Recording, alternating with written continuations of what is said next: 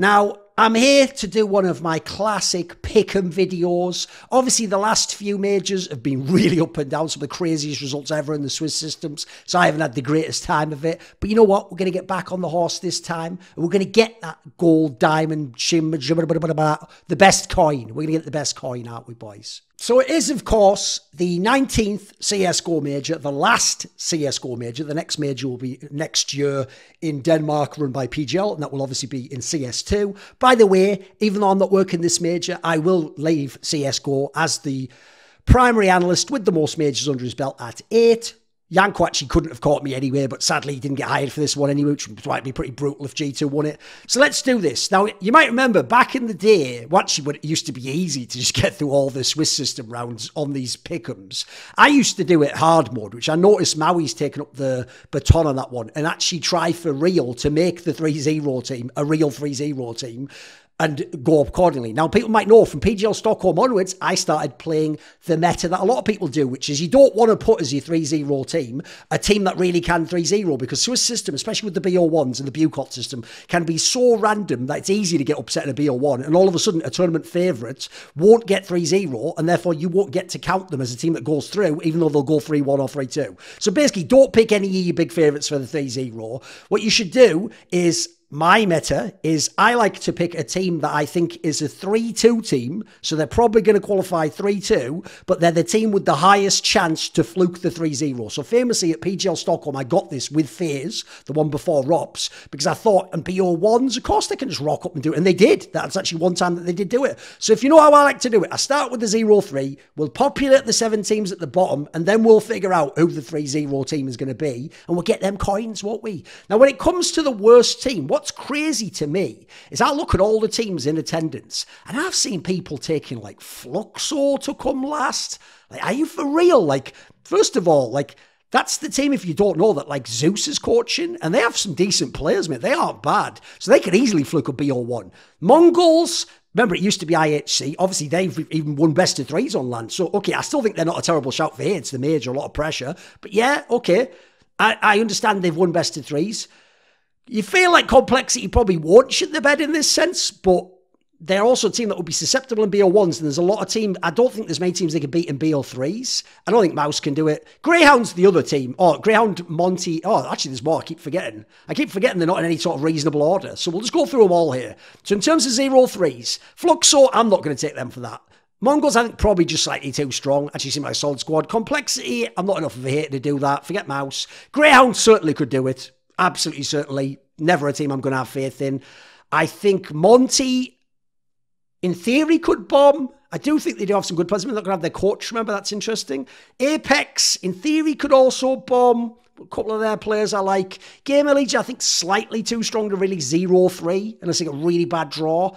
And Pain Gaming, I think it's just way too good. There's no way they're doing that. And I think Force is also a cheeky little dark horse. Sure, OG does have that sort of scuffed scenario, but even so, I'm not too worried. By the way, one thing I always forget to do on these, so I'll do it this time, is I always forget to look at the first round matchups. So if we also look at the first round matchups and who gets more likely to go last, well, to be fair, the Mongols team does have to play G2 in the opener, so very likely to lose that.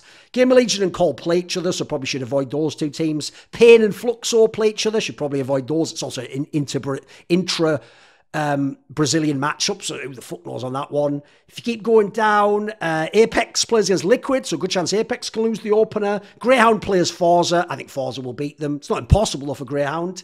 I've already said those. So basically, I would actually say of these teams, I am really heavily leaning towards taking Mongols, but I just think they actually are a solid enough team. Mongols or Greyhound. I think I'm going to be a hater as usual and say it's really between Monty, who are playing FaZe, so they can also, it's between Monty and Greyhound for me, and I just have a bias towards European, so I'm going to take Greyhound. I know they very rarely do go 0-3, but I'm going to say them as 0-3.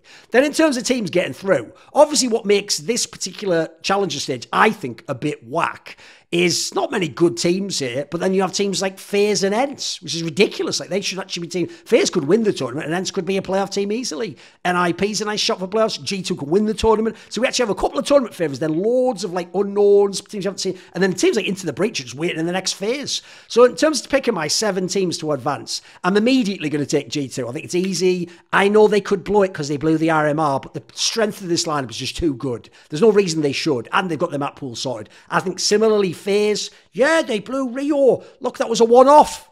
When does that happen, basically? So I'll take that. Those odds all day long. Then we go Team Liquid. I'm going to easily say get through. I think they're a nice dark horse for the tournament. I'm going to say ENCE is going to get through. See, I actually think the 7 part's pretty easy. Then after that, I've got Mouse there. I've got Complexity. I've got OG. I've got Force. Pain probably shouldn't be ignored. So of these teams, I'll say Mouse makes it through. I'm not a big Mouse fan, but I'll say they make it through this phase. Obviously, they're a team that can win some best of 3s, which is key here. They've got 2 slots left. You know my bias towards LXCB, so I'll say screw it. I think NIP makes it through. If you notice, the one thing I'm doing here, and this has cost me at the last couple of majors, I'm not picking many crazy underdogs to get through. Right? I'm picking the big names. That hasn't worked at the last few, but I'm going to say the big names make it. So for my last one, it's between OG, and it's between Force and OG. And the problem with Force is, I've actually found at majors, that's not always the best time to bet on them. They're better in like smaller tournaments. So I might actually say, of the teams that are remaining, I'm really making it between, because I don't think Mongols and Complexity can win enough best of 3s to get out is the problem. So I actually think I'm going between OG, Force, and maybe Pain as an outsider. I just can't believe in them enough. The problem is it's really hard to know how inexperienced teams will do. So I think I'm just going to say OG and keep it safe. I think they're a quality enough side. They should be able to do it. Now for the 3-0, this is interesting. Because here's what's cool. Remember, my 2 teams left over are Pain and Force. So here's where I actually might change my last pick. Because I actually think of the teams most likely to be 3-2 but win 3-0, I think it's between, I think it's actually between NIP, OG, Force, and Pain. So I actually might say, maybe I take Forza as my 3-0 team. Because they actually are a real team. They have a map pool. They have some good players. I think I'm going to take Forza as my 3-0. Yes, I think that's what we're going to do. Now, we'll just run through the other teams as well. Obviously, I'll be back later for the next one. Right, NIP, the main problem there is that Headtrick is like a solid AWPer. He's not like an elite AWPer, so they don't have that. They have a very good IGL in LXCB, but then configs like being rising in level, but then Rez and Brawlan are still a bit lost. So they're a bit of a messy team. They have a couple of maps they go on. I think it's good enough to get through here. G2's fantastic. They might have the most skill in the entire world of CSGO. Very, very strong team. Nico is one of the best players, although, yeah, he's better in group stage and Swiss systems than playoffs at the moment. Forza, I just think it's a solid team. OG has a lot of firepower for the team they are, but the IGL and the coach situations, maybe not the best ever. Pain, I think, are a solid dark horse. I'm just not going to take them on this one. Gamer Legion, I just don't really believe in much. Apex, similarly, they're just in the middle of the pack for me. Monty has some all right players, but I definitely won't be taking them here. Liquid, I actually think has...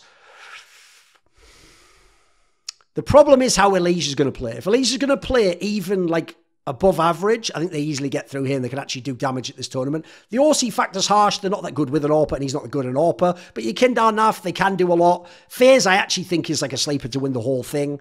Maybe they'll bomb in the quarters. Maybe they win the whole thing. I think ENCE is actually a nice, cheeky dark horse to go deep. And I think they're going to be a playoff team. Nertz looks pretty good. Yes, it's his first major. But as a team, I think they've got enough pieces where, at least on this phase, I'm fairly confident. Mouse, I do think they fade under pressure, and I think that every now and then people like Tosh just don't turn up, and I think Dexter's IGL's a little bit questionable, but I'll still say they're solid enough for these Swiss systems. I might even pick them on the next one. Complexity, I don't even hate on. I just think they're a bit chokers, and I don't think Grim's like a superstar, and then some of the other players are a bit lost somehow. Fluxo's not bad. I'm just not really a big Brazilian underdog pick fan. It's hard to know when they'll win. And Mongols actually wouldn't have been a terrible pick. It's just that in this particular scenario, I don't know. I think they sort of caught people by surprise. In these matches, I think even they have some pressure on them. So yeah, I'm taking these teams to go through. Who are you taking? 1K, so since I stole all of Thorin's gigs, at the very least, what you guys can do is subscribe to his YouTube channel, so go on and do it right now. The Beatles said they get by with a little help from their friends, but I get by with a little help from my Patreon community, and this video was kindly supported by Matt Pugnatio Rajcula, Ahmed Hadjou, Bot Pounder 420, Torin, Animosity, Tobias Bernasconi, Jensen Goh, Tosh, and a special thanks always goes out to my main man Jerky's Minion. Would you like to ask me a question in my monthly video AMA? Do you want teasers to find out who are the upcoming guests? Maybe you want to take part in one of those lengthy but intense esports discussions I have with my donators, or maybe you want to suggest a guest or a topic that I could cover. Well, if any of those tickle your fancy, put your money where your mouth is and join the Skrilluminati today, where in the description box below there is a Patreon link.